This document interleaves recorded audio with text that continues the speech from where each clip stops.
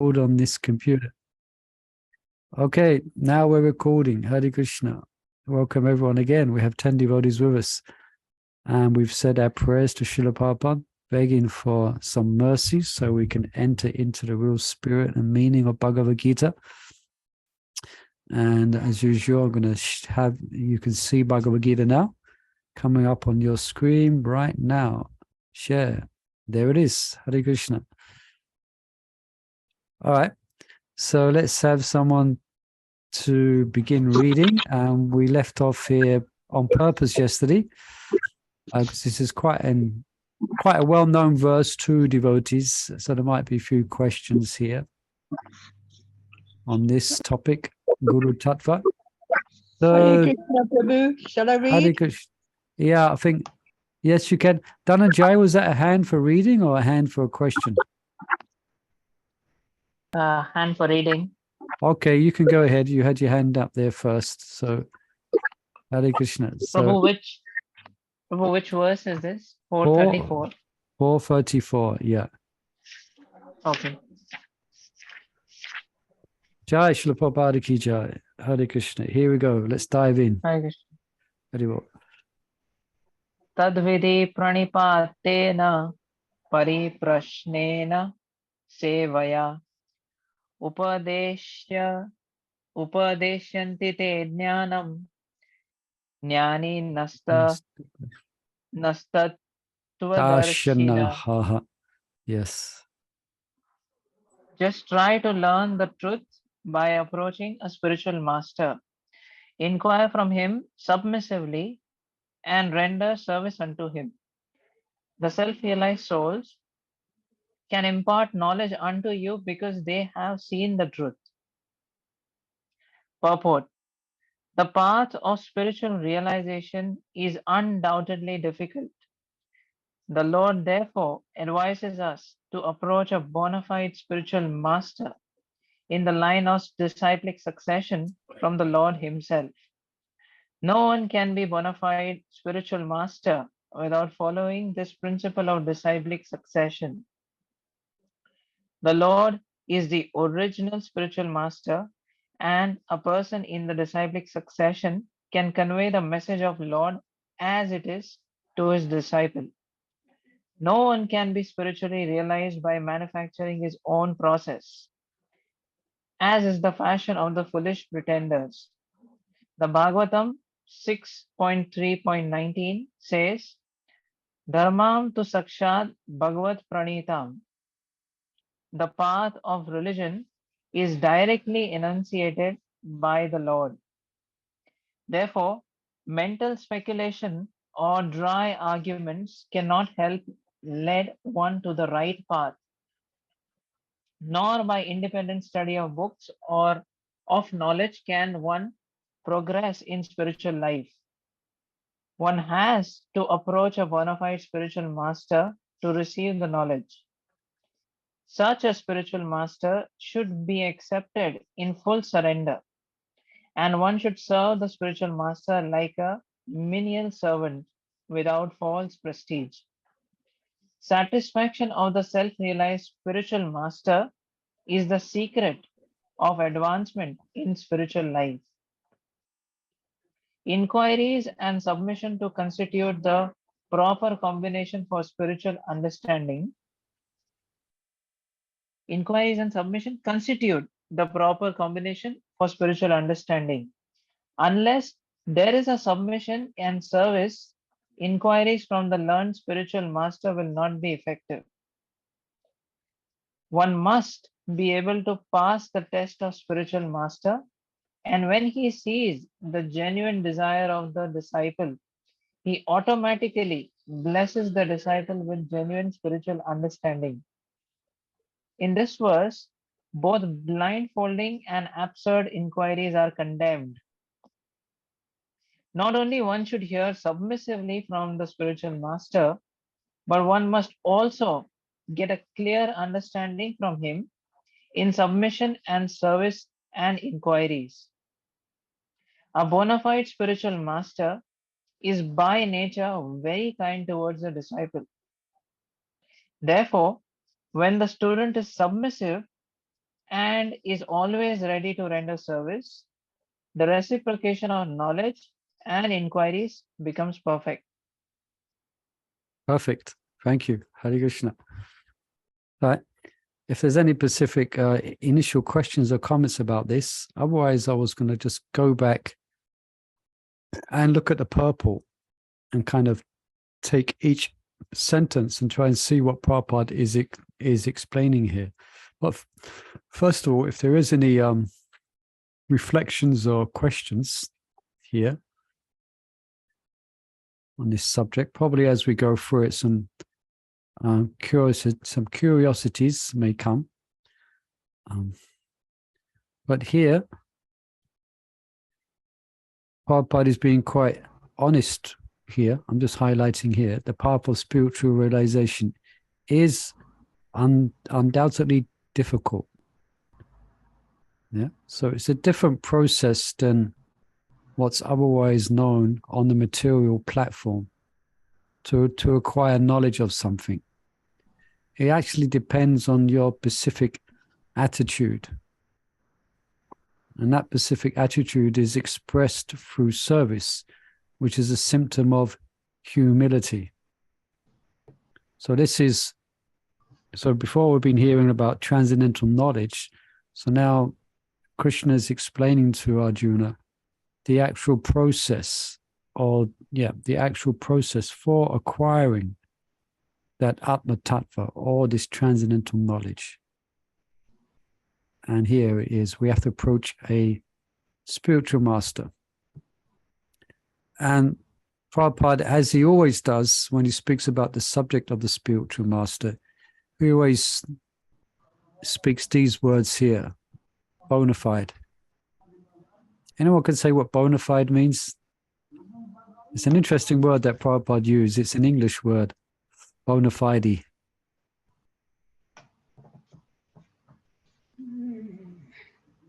Not just recommended, but it's recognized disciplic succession. Yeah, at least that's our understanding here, bona fide. I'm just going to look in a dictionary out of curiosity. It might come up. Bona. Sometimes it could be interesting to look at a dictionary definition. Oh, it comes up as that's the Wikipedia. We don't want that. Let's go to dictionary. Genuine, real. So something that's genuine. So that's nice. It's genuine and it's real. So, and Prabhupada gives specifically, he mentions about, as Maharaj Kishore correctly said, which is described here, is in a line of dislipic succession. So not just anyone. Yeah. It's a bona fide spiritual master. And there's 4 sampradayas. Sometimes we're quoting from sampradaya acharyas. I think I gave the link to that, where the commentaries of the different acharyas are given on these verses. So there's 4 bona fide sampradayas. So we're in the Gaudiya Vaishnava sampradaya. Yeah. So Prabhupada then mentions no one can be a bona fide spiritual master without following the principle of dislipic succession. And that was mentioned in the very beginning of this chapter, isn't it? Someone can refer to the verse in the beginning of the 4th chapter of this chapter. So the same is being said here. Evam Imam vivasvate yogam proktavan aham avyayam vivasvan manavetraha Mano manurishvakave ishvakave pravit and evam parampara praptam parampara. imam vadisevadu saklena mahatma yoga nasta parantapaha. Yeah. So it's not, so acquiring material knowledge, then it doesn't really depend upon, although to some degrees it can do. Like, for instance, if you're taking lessons for someone at school or university, and you have an attitude towards the teacher, and an attitude problem towards the teacher, then it may be that the teacher's not going to be so inclined to actually spend time with you and actually teach you, because there's no respect there. Yeah. But still, if you want to learn a material subject matter, you may do your own personal study where a teacher is not involved. You may read books and study in your own time. And that way you may learn according to your karma. But spiritual knowledge isn't like that. You may have a PhD, you may be very highly qualified materially, but if you're proud and you have the wrong attitude, you will not be able to understand the Bhagavad Gita. And Prabhupada mentions many, many times about the academics trying to enter into the mysteries of the Bhagavad Gita. There is no entry. I think we discussed before. Prabhupada will quote Bhaktisiddhanta Saraswati, saying like trying to taste honey while the lid is still on the jar.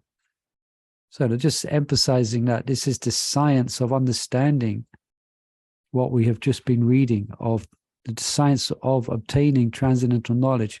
It's not book knowledge, although it's in the book.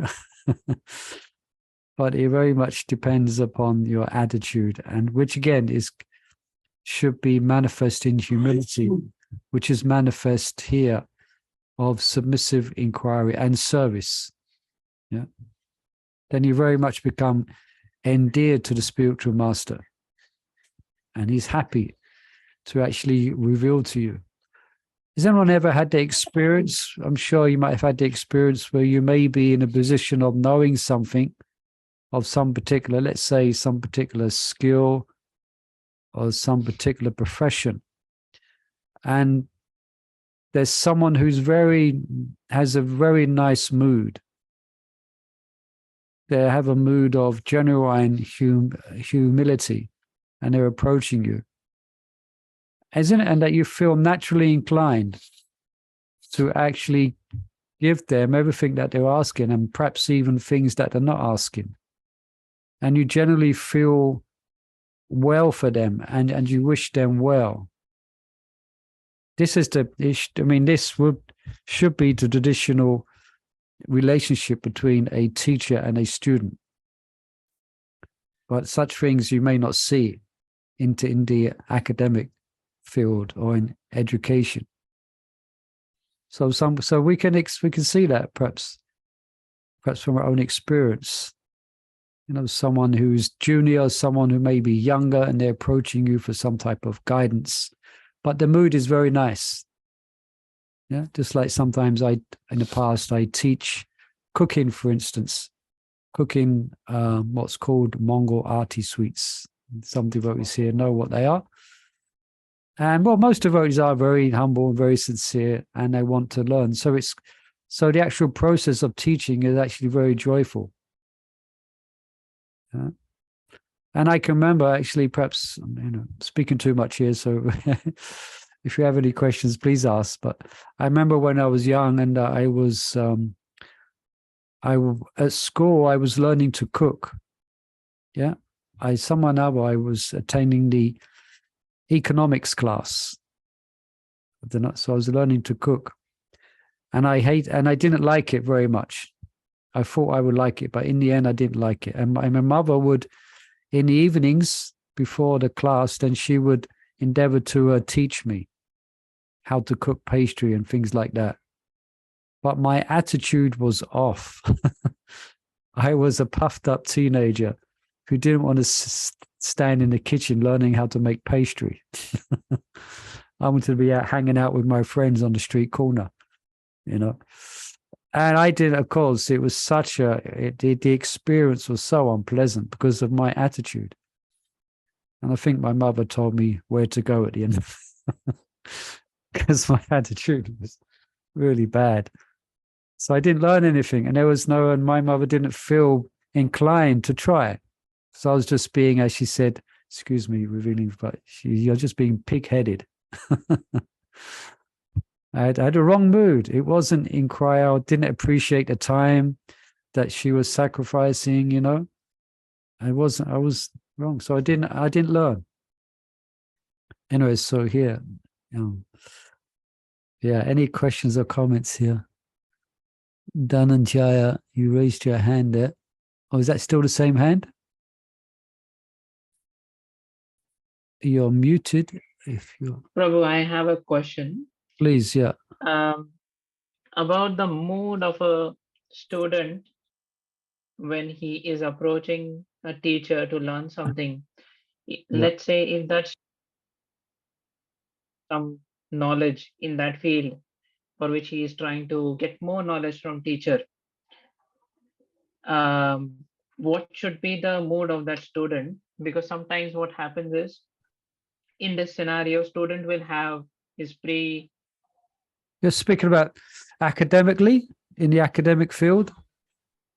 in any field generally. Okay. Any field. Okay. Okay. Continue. Yeah. So what should be a mood of student who is already having some amount of knowledge? I mean, if that student is thinking that I know more than this teacher, how to avoid that kind of feeling that comes when student is approaching a teacher to learn something?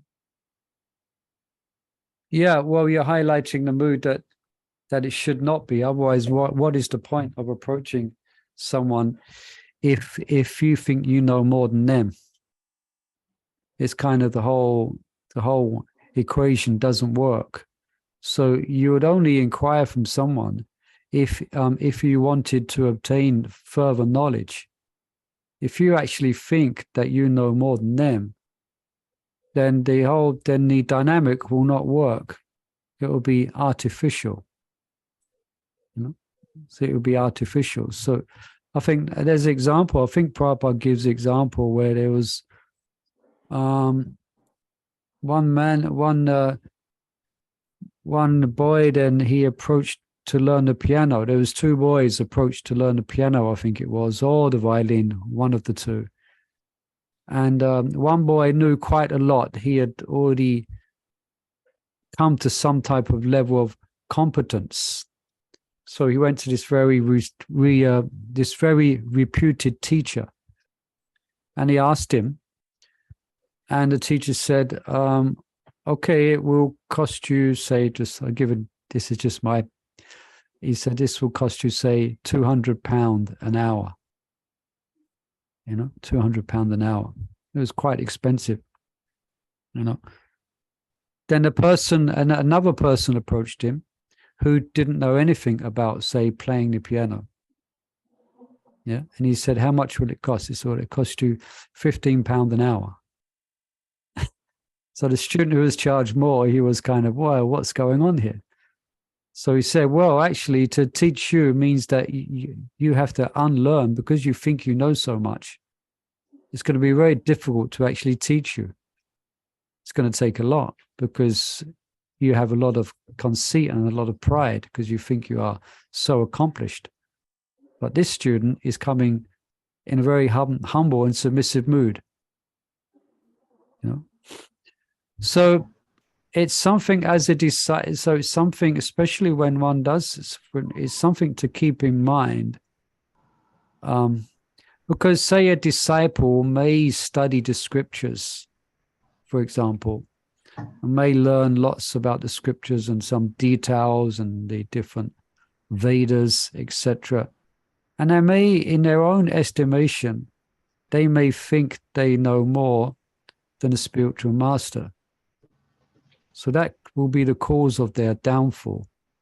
And that also was some students, some of Prabhupada's disciples, more than one, they started to learn Sanskrit. And they began to criticize Prabhupada's Sanskrit translations, the words. They began to so-called find fault with Prabhupada. Yeah. So eventually they fell away from spiritual life. Yeah. That was the result. Yeah? They was learning Sanskrit grammar. And Prabhupada, as we've mentioned before, Prabhupada's translations of the Bhagavad Gita and the Sanskrit is very much soaked with bhakti, soaked with devotion. Bhakti translations, Sanskrit translations of some of the words. So some of his devotees became, rather than devotional, they actually became academic. And they criticize Prabhupada's Sanskrit just like the academics did or do. So that doesn't make for a good disciple. Yeah. So Prabhupada wasn't inclined, obviously, to share with them the secrets of devotion.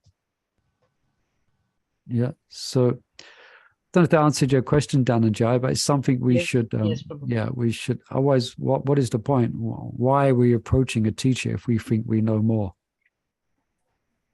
You know. There's a question on the chat, Prabhu. Okay, thank you, Mother. Thank you.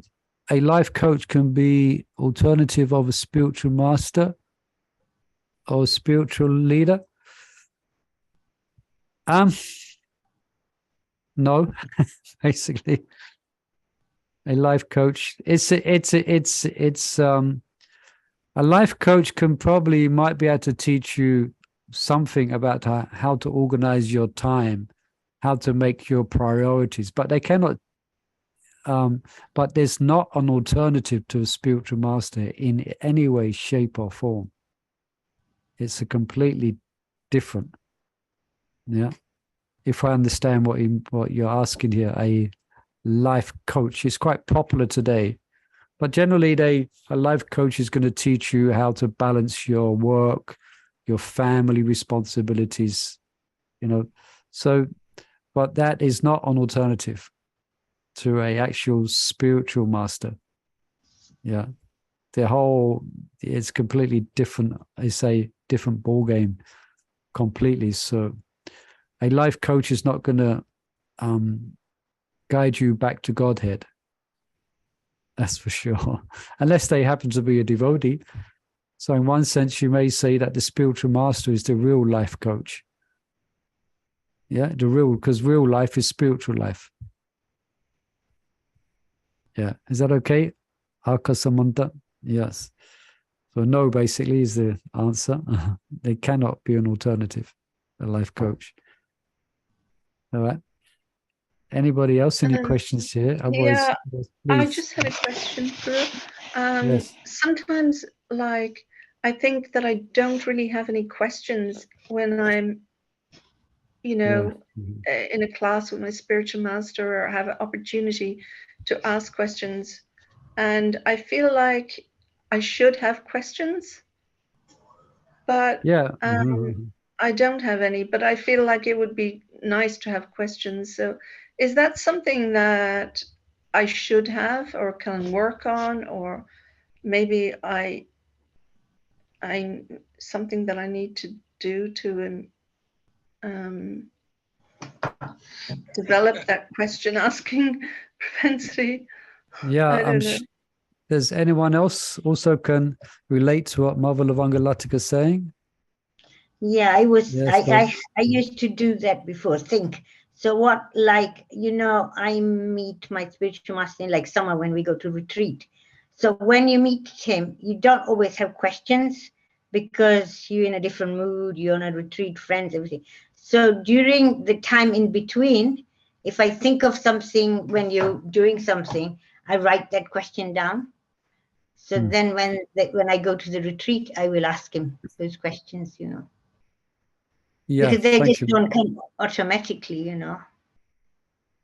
or you would Yes. forget during course of time, you forget what you wanted to ask.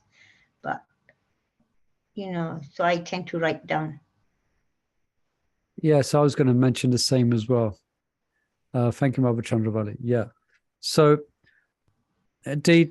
the relationship between a disciple and a spiritual master is based on inquiry. Gurupad Ashraya, to take shelter of the lotus feet of the spiritual master, that's a principle given in the nectar of devotion. And then to inquire from him about the secrets of spiritual life. Yeah, that is a duty of your disciple, is to ask questions. And my spiritual master often speaks that, or he explains that if we're not reading or we're not studying very deeply, then we may not have many questions. But if we're applying ourselves to study, then we will naturally have questions. But I do that. I've got a list of questions that come up as I'm reading. I have my notebook by my side, and as I'm reading, then I may note down questions that I will ask my spiritual master or other senior devotees. So I think Mother Lavangalataka, I think we're speaking on perhaps a few devotees that we should be active, and we should, but also we shouldn't ask, we're described in this purport, Prabhupada says we shouldn't ask absurd questions just for the sake of asking questions. This question should be thought out. And also I read somewhere that we should learn the art of opening up the secrets within the sadhu's heart. We should learn that art, and that comes through questions.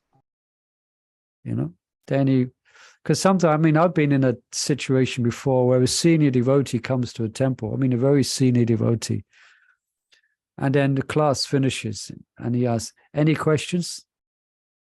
And there's silence, And I think, there's someone asked a question. We cannot, and then, and sometimes, often the questions will come, it's in the class, so it's kind of aimed at that. But sometimes, so it's good to develop the art. It's good to, also we shouldn't, sometimes devotees are too hesitant out of a sense of, could say, false ego, like they don't want to embarrass themselves in front of everyone by asking a question which they think might not be worthy. That also happens as well. No, we should, we should ask questions, and don't think, oh, I can't ask this question. Everyone's going to look at me, and everyone going to give me the microphone. I mean, I must admit that was there when perhaps those of us, practicing spiritual life in the beginning, it can be like that.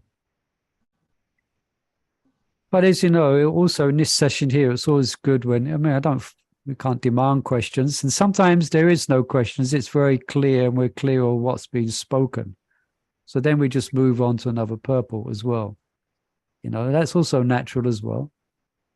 But it's good to develop the skill of inquiry, to open up the hearts of the devotees, and to, there's so much we can learn from them. Yeah, there's something, So I'd like to add, please, yes. One point further on that. So I read one verse where Arjun was asking, like Arjun asked questions to Krishna, and one way he asked question was that he said doubts are like demons, and that particular statement, it always keeps coming on my mind whenever I have questions. That particular statement comes in mind. This has to be clarified. Yeah. Otherwise, so there's also a saying, a person who asks questions is a fool for that instance, but one who doesn't ask remains a fool for entire life. Oh, that's very good. Can you just repeat that again? So someone is a fool. Go on. If you ask question, so I don't know what was the right statement, but it was like, if you ask question now, you are fool. You will look a fool for this instance, but if you don't ask it, you will be a fool for your life. Okay, that's very good. Yeah, so if you ask a question in this instant, then you may look like a fool. But if you don't ask a question, then you remain a fool for the rest of your life. That's very good. I haven't heard that before. Very nice. Yes. And also like doubt. Sorry. The statement syncs very well with doubts are demons. Yeah, so doubts are if you demons. have doubts in mind, they will create more false speculations in your mind. Yeah. So it's a good point. So it's very important as well, because doubts hold us back in spiritual life. Yeah. It may also affect our faith. So also, as we know, Srimad Bhagavatam is based on questions and answers. The whole Bhagavatam is based on someone inquiring from someone else. Then the answers come. There's inquiry, questions, answers, questions, answers. Yeah. Mother Chandravali, did you say something then? Yeah, I was also thinking that you should always ask in a humble way. If you ask in a challenging way, you're going to get the whole conversation is going to go, it's not going Yeah. to be reciprocative, you know. Yes, So always yes. gentle way. You know. Yeah. Then you yourself would be happy the answers you get, and the questions you ask to this preacher, he would feel in a better state Yeah. to answer properly. Yeah. I've also had the experience of when a teacher or when the speaker has been challenged rather than submissive inquiry. I mean, the atmosphere of the whole class just changes and it's very awkward. You know, if someone's in a wrong mood and they're challenging rather than submissively inquiring. Even there's a way to ask, even if, say the speaker says something that's obviously wrong, or they've made a mistake in some aspect of their presentation. There's a way to ask a question in such a way that you ask for further clarification on it, and you're not kind of criticizing them. Like you may say something, oh, we see you made a very good point about this and a point and about that. But also we read this and we read that. And what you've said, Prabhupada says this somewhere else. Can you help us to understand? You know, because you perhaps, because you might be wrong and you might have misunderstood it. You know, so there is way. It's called culture. It's called the culture of inquiry. And there's a couple of, let me just, in the chat, so the life coach, Akya Samanta says, but if a life coach can play role of mindfulness coach by teaching about mindfulness and abundance and also teach about how to create balance or equilibrium in various aspects of life and how to handle different form of life, including love life, academic life, professional life, and spiritual life, then still a coach can be an alternative to a spiritual coach. So it sounds like you may be in that line, Akya Samanta. You may be some type of coach. You know, I didn't know. But there may be here, I mean, it was a valid points that may help to balance one's life. But actually, the real secrets of life, you really want to go to a spiritual master, which Prabhupada says here, in a disciplic succession. Someone who's a bona fide spiritual master. Yeah. Just like Arjuna, he didn't need a coach. He actually needed Krishna, who's acting as his spiritual master, as his Shiksha Guru. So we want to make sure we're getting some spiritual direction. So that person who's giving us that spiritual direction should be practicing spiritual life themselves for them to actually guide us correctly. They should be immersed in spiritual practice themselves if we want to advance in spiritual life. Because coaching you can get from your grandmother, you can get from your mother, you can get from someone who's been working at the factory longer than you. They can give you wisdom. You may meet persons in life. They can share with you some things about time saving. And you can go on, can go on YouTube and learn so much about, for instance, organizing one's life, etc., etc. But actually, to develop one's relationship with Krishna, that's what Prabhupada says here. That's what you need is someone in disciplic succession, a bona fide spiritual master. Right? But your point is nicely put. And Payo mentions, could you explain how to offer prasadam to Krishna? All right. Is there any mantra to chant while offering prasadam, and to whom? All right. Not quite on the subject, but to keep it simple for now, Payo, because it's a bit of a different subject, but just chant Hare Krishna. Yeah. Just offer the food, have a picture of Krishna, have a bell, if you can have a bell, of course, we think we read the verse, Patram Puspam Phulam Toyam. No, I spoke about that verse in a class recently, but it should be Krishna says what type of food's in the mode of goodness. You prepare it nicely, put it on the plate, and put it in front of Krishna. It sounds quite simple, but it's quite sublime. And just ask Krishna, please accept this offering, my Lord, and chant Hare Krishna. Okay? Brief answer for that. I hope you don't mind, but it's very easy. So please do it. Please try it at home.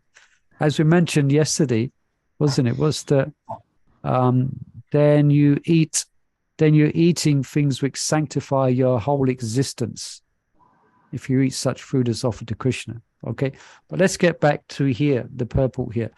Let's move on a bit, shall we? Unless there's any more questions while we're speaking about the questions. I was thinking that Yes. it's so much easier, you know, when you first said that we have like baggages, like say Indian devotees, Indian people, because they've been taught all sorts of things from the time they're little, from their family.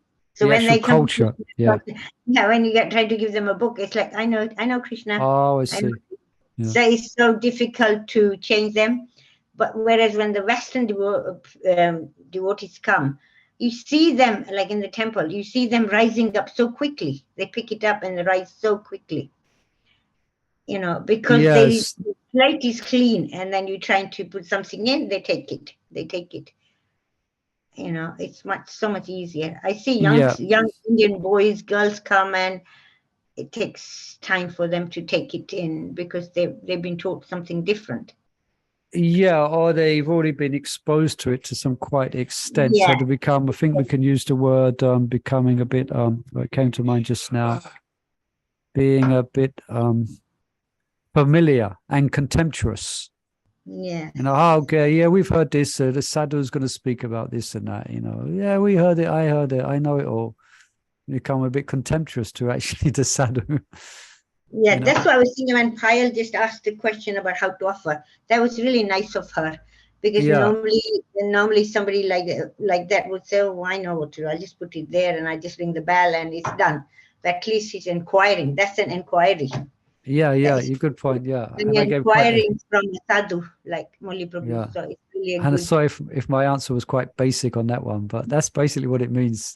You ask Krishna with a devotional heart. Yeah, with a respectful and in a devotional mood, you know. So her question fitted in this verse really well. Inquiring. And there's also a good example in the book of Lord Chaitanya's life called the Chaitanya Charitamrita. Some of you have read that. I think it's Rupa or Sanatana Goswami. I think Sanatana Goswami. He's very, very learned person.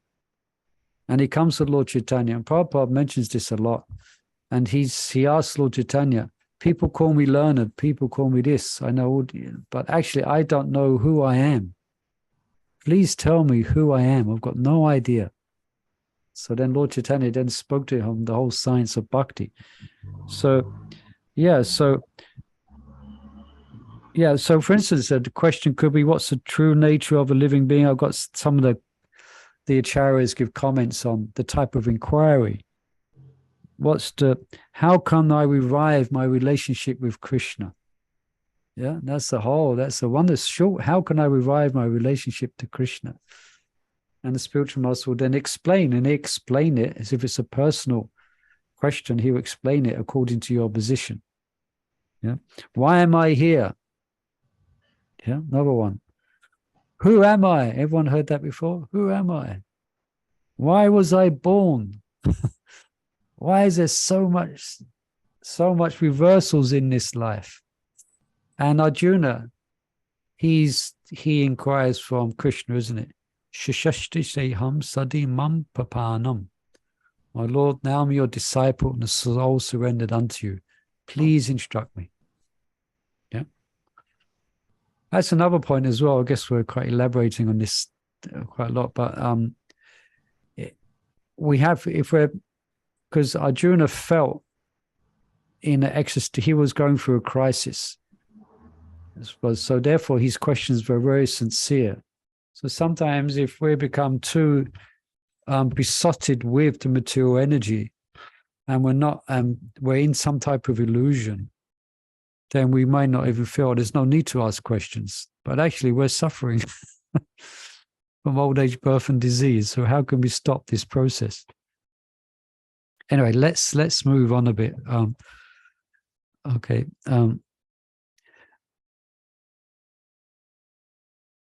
Any questions? You're welcome to ask. I'm just looking at the rest of the purple. Yeah, so we discussed this. No one can be spiritually realized by manufacturing his own process. And Prabhupada quotes Dharmantu Shakshak Bhagavatam Pranitam. Yeah, so the path of religion is enunciated by the Lord. So again, who do we inquire from? Yeah, the bona fide spiritual master. So then Prabhupada mentioned mental speculation, dry arguments cannot help one on the right path. So it's not by debate. It's by, again, this, nor by independent study of books can one progress in spiritual life. You know, just reading the There's purport. sloka, isn't there? Is it in Bhagavad Gita? You cannot study Bhagavad Gita on your own. What's that sloka? I can't think exactly. But it has to be studied with Is in it the association of devotees. tattva-darsinah, pranipatena? Pariprasnena, And- sevaya. Yeah. And this is the verse we're just on now. No, not. Yeah. It's this No, verse. I read it in somewhere. Bhagavad Okay. Gita. Yeah, yeah. It's Um, it's mentioned a few times in many places. This yeah. it's a principle. Yeah. Okay, let's say such a spiritual master should be accepted in full surrender, and one should serve the spiritual master like a menial servant without false prestige.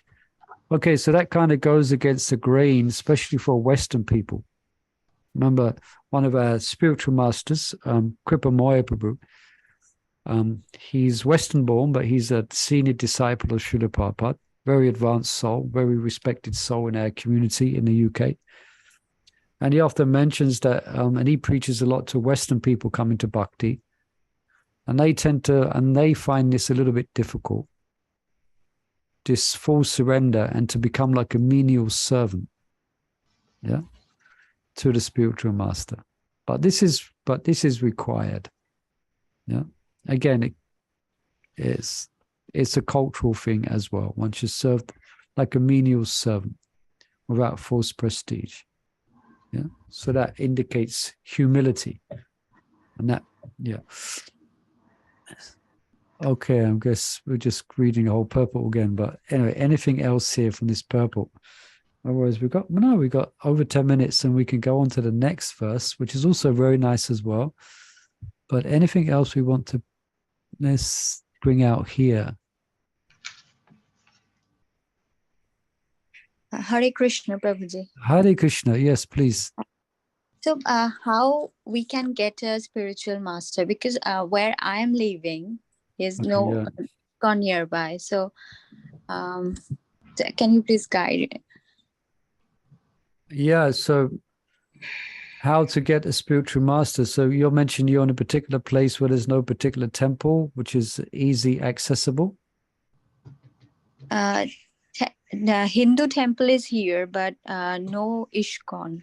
So that's what. Anybody can give some advice here? You can read books, you can join classes, Zoom classes and things like that, develop that desire to want to do more, and you will see Krishna from within who will guide you how to find a spiritual master. Yeah. Also, Maharaj Kishore. Kripamoya Prabhu runs that little centers all over, and you can just find the nearest center where Kripamoya visits. Most of the little ones are visited by him.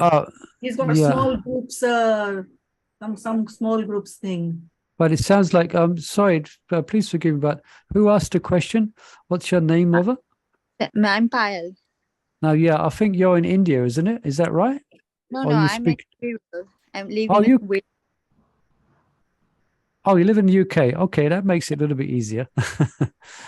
Okay, so as Mother Raj Kishore said, there is a UK online ISKCON UK. So if you dig around a bit and look on Google ISKCON UK, then you're going to find some contacts.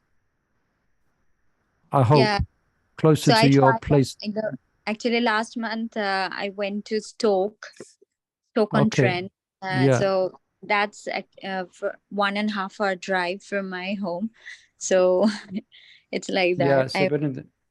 So also you might want to plan things out. Obviously, there's not, there's not a temple down the bottom of your road where the spiritual master's coming every weekend, unfortunately.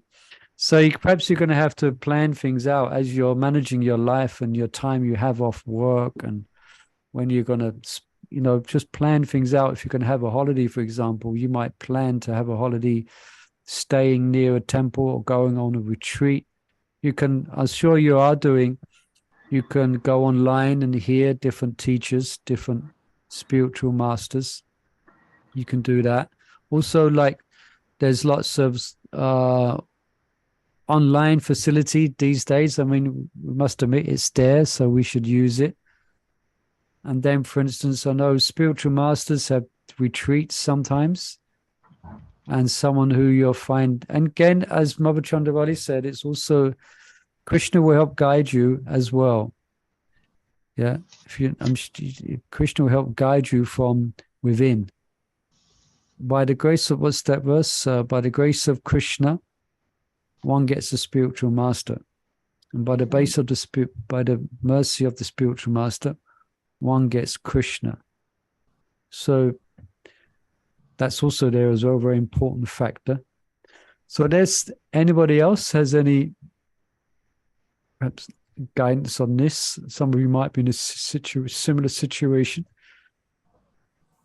Let's just take that for now. You can make use of what Raj Kishore said. You can have a look and see any centers, but keep the desire in your heart and meditate upon it and pray to Krishna specifically to guide you in your path, So it may not happen next week, it may not happen in a couple of months, but you are on the path, you're going forward. So, that's what we're doing right now. Yeah. Keep it in your heart, and in the meantime, you can, as you know, I don't know exactly, but I'm sure you're familiar with the practices of Krishna consciousness. There's so much to learn, so much to read. Like now you're reading Bhagavad Gita, we're reading together, so you're learning so much. And in due course of time, it will happen. Yeah. Most devotees here, I think, just looking now, a lot of them are initiated. At one point, they wasn't initiated. At some point, you become initiated. It happens. Yeah. How? By the grace of Krishna. Yes, Dhananjay? No problem. Thank you. Prabhu, we also have this Temple Connect. Or on YouTube, we have ISKCON London's channel where all the temple events, for example, Mangal Aarti, followed by morning Bhagavatam class, then evening Aarti, all of that is getting live streamed. So if you wake up at 4:30 and see the ISKCON London YouTube channel, you will see the live going on Mangal Aarti.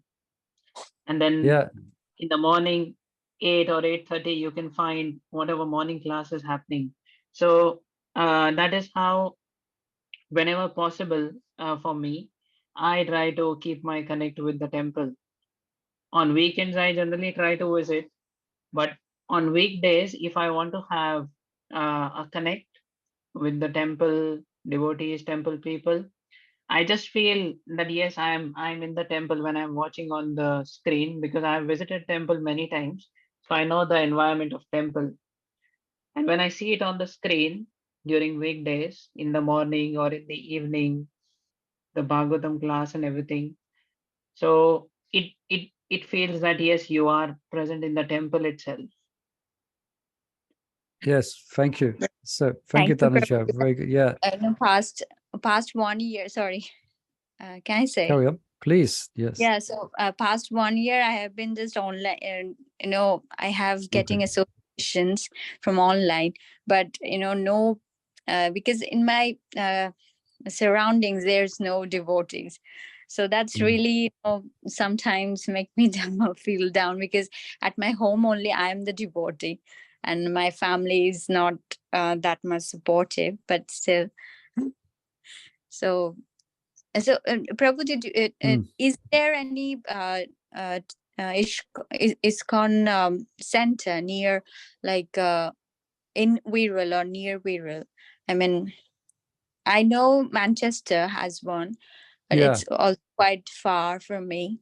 And as I have toddlers, so it's really difficult to go that far. Yeah, I don't think so. Wirral you're in. I haven't heard of that before. Please excuse me. But as far as I know, there is not. But what you might do, you might, especially in your situation, you might, well, again, you want to plan because there's lots of retreats that happen. You can, for instance, you can spend time at the manor. You want to look out for that type of thing, and that might give you a lot of inspiration.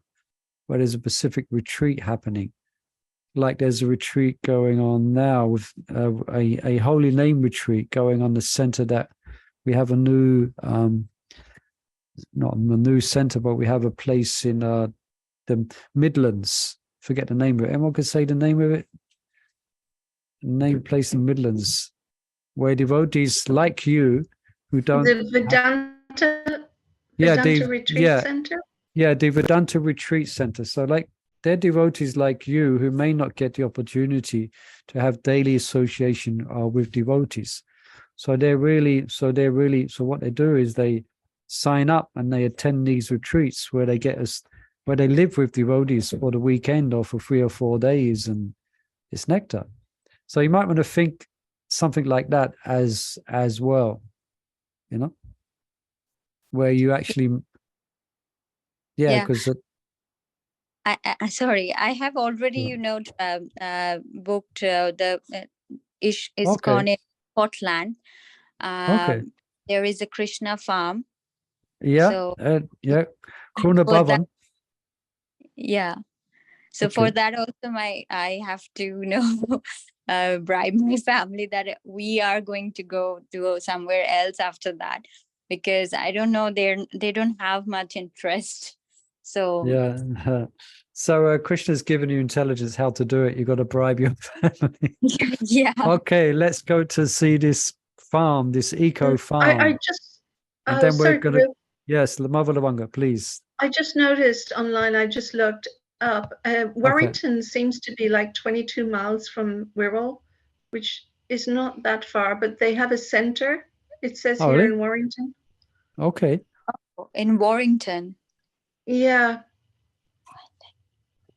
I just looked it up. I mean, it's on the ISKCON centers. I don't know if it's still there, but there's there's a phone number and stuff on it. So take a note of that. I'll post the link online on the chat. Yeah. So that's it. So you're getting lots of good advice here, Mother. Mother, also check the chat. I added my number because I have many Srimad Bhagavatam reading, Zoom stuff I can send you. Please WhatsApp me. Okay, yeah. So Mother Lavanga's, there you go. Mother Gaya's put a number there. Got that. And Mother Lavanga's just sent that link as well. So good. We're very happy to be of assistance. No problem. Very happy. That's what this Sangha is about, to help each other, share links and share ideas. Okay.